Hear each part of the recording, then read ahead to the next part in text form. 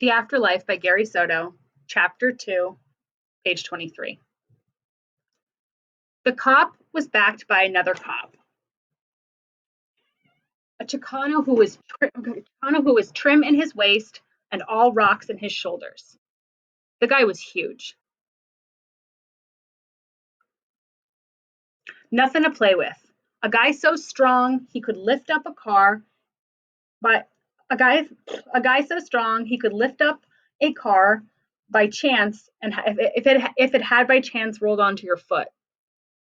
I followed the cops into the apartment where, we learned, the previous night a husband had slapped his wife once and not very hard. His wife then crashed a ceramic planter over his head as he slapped off his cruda, his hangover.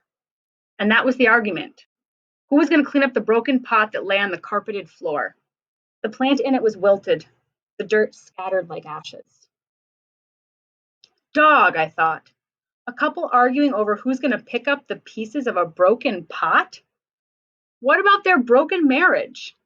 What about the two babies on the couch? Neither of them moving. Were they broken too? The cops, invited inside the apartment by the wife, strode across the living room. The fat one snapped off the radio and muscled one turned down the television, though his eyes sized up a basketball layup. It was Saturday morning in the second week of college hoops. Cal Berkeley was getting a big-time whipping from Arizona. The two cops gave the husband and wife a once-over. Then the babies, who were sharing a single bottle. A chihuahua was shivering under the table. We have a problem, don't we? The fat cop asked. There wasn't much confidence in his voice. Perhaps he was still concerned about his heart. The husband shrugged his shoulders. He munched his lower lip. He's messing with that puta, his wife scolded. She pointed a hand shaped into a gun. If it had been a gun, her husband would be flying across the living room in midday and already dead. Don't call her that. Her name is Pumpkin, the husband returned. The wife's eyes got bigger. Her hand was still shaped like a gun. I see you with her and I hurt you both. The two cops let them have their say for 10 long minutes. Then the muscular cop instructed his partner to take the wife and the babies outside. The chihuahua followed, its tin bell tinkling on its collar. The muscled cop quietly closed the door, turned, hissed. Pick up the vase.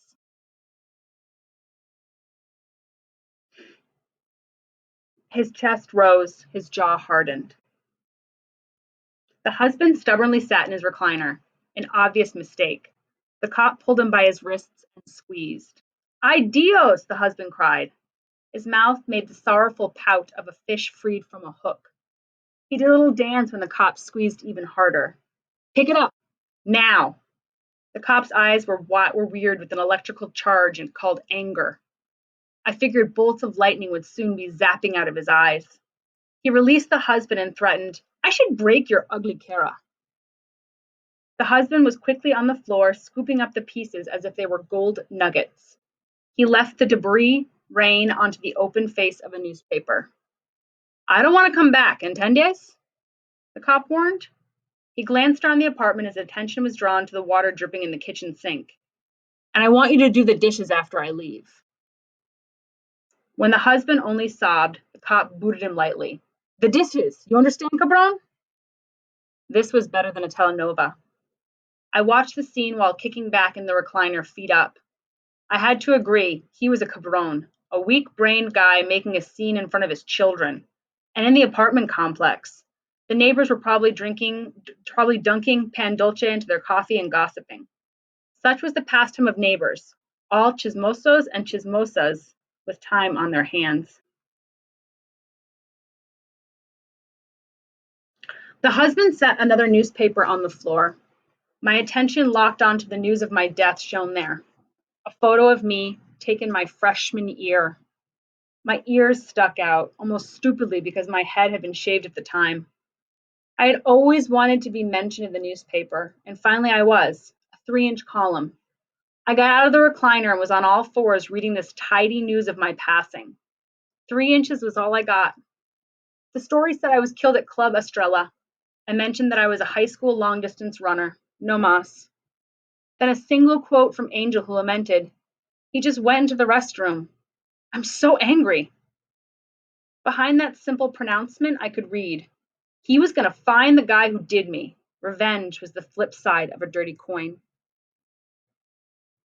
Ghosts can't cry, but I learned they can send a chill. And that's what the husband felt first. Chills running down the back of his neck as he stood up, scattering the pieces of the planter funneled in the newspaper. He sensed me. The cop sensed me. Both took the steps away from my cold breath blowing the newspaper. It was fluttering at its edges, actually rising from the floor and scattering the debris. "Jesus," the cop shouted. His hand reached for his holster. He unbuckled the leather strap and undid the safety of his gun. The husband backed into the kitchen, scared. Angel, I thought, I've got to see my homie. I pictured him in his cluttered bedroom, studying the dry rivers of his palms. I pictured those rivers filling with tears and his hands closing into fists of anger. I could never use a word like love for a homie, but that's the kind of language I had in my heart. I hollowed my ghostly breath on the newspaper, and the bits of dirt arranged themselves like a beard on my photo. For all I cared, the no good husband was going to get religion, or at least the dishes were going to get done without his old lady getting on his case. I cruised through the wall, fists first, and down the balcony littered with toys. One was a rubber knife that could bring down a child to a pretend death.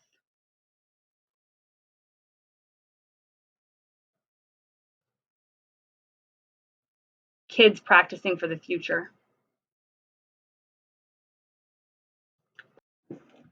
From the Section 8 apartment, I drifted towards Angel's house, or tried to drift, because the October wind blew me westward towards Chinatown, where the bars were now open. Mexican rancheras were hollering for attention from jukeboxes. A couple of gold-toothed barracos staggered down in the street, slurring in Spanish. The dog I had seen earlier was still in the street, this time sniffing a carton of crushed Chinese food. Times were hard and going to get harder. 3 stray cats were having a powwow in the hood of an abandoned car. They were sharing a meal of pigeon that was now mostly feathers. Luckily, the wind shifted and sent me eastward towards Angel's house off of Tulare Street. I learned that if I tightened my belly like I was doing a sit up, I could ground myself. But even then, as the wind came up and directed me where I had no interest in going, I kicked towards Angel's house and found him in the front yard raking leaves. It was Saturday, and death or no death, his poppy, an ex-Marine who had trooped through the brief Persian Gulf War, expected a clean yard. He expected the car wash and all the weeds to be yanked from the cracks in the driveway and the sidewalk. His family had to set an example for others on the block. By the movement of the rake, I could tell that Angel's own spirit was sadly deflated.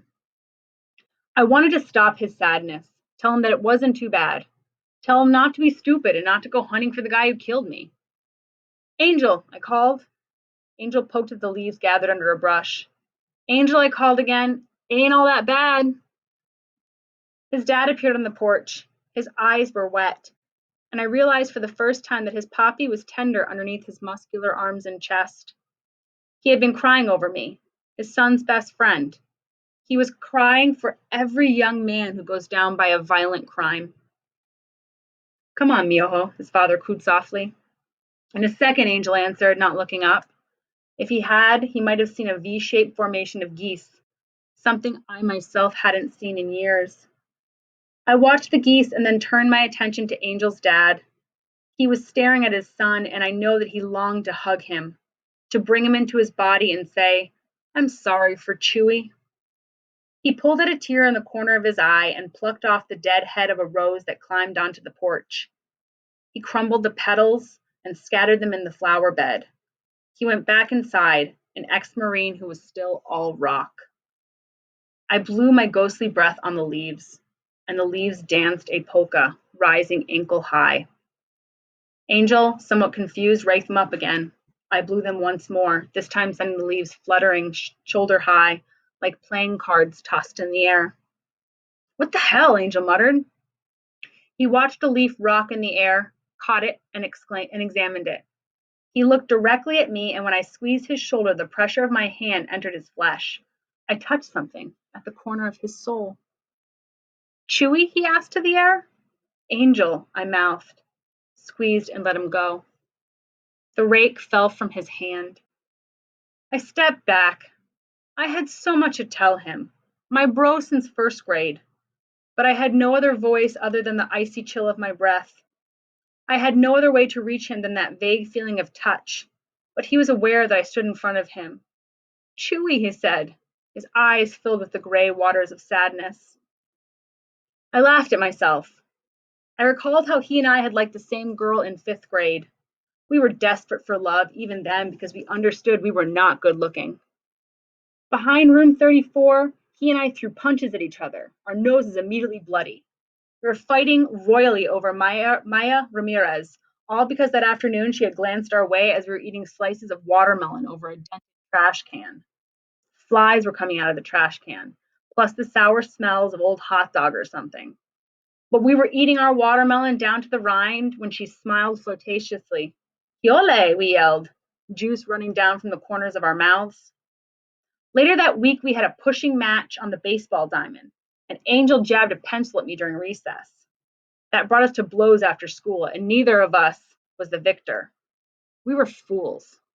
In fact, just because Angel had caught me with a roundhouse punch to my temple that sent my head twisting to the side of the corner of my eye, I made out Maya walking with Gilberto Romo, a guy from 6th grade who was strong enough to put us both into headlocks and trot us gently into a brick wall. I was thinking of Angel and me and our past. This was all we had. The past. He was my Micarnal, the guy I hung out with. I was going to miss him in our crazy ways. Then the wind picked up, and try as I might, I couldn't anchor myself in Angel's yard. The leaves scuttled, and a tree snapped under the wind. I bounced from his head yard westward towards downtown. The leaves were releasing themselves in their simple deaths, and I suppose I should have been doing the same.